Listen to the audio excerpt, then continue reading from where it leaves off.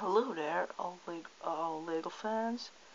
I have built this candy machine. It don't was too hard. I will show you how it works. Just a second. Okay, here we go.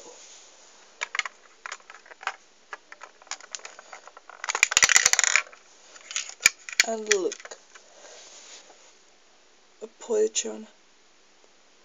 Funny thing, it works like this.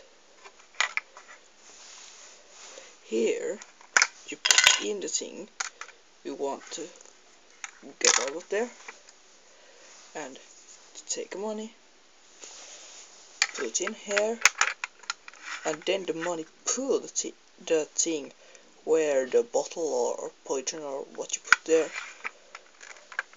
that it falls down. And the money is on a secret place, so if you build a machine like this, it's a good idea to have the money safe on the secret place. Whoops. So, goodbye for that time. Bye bye.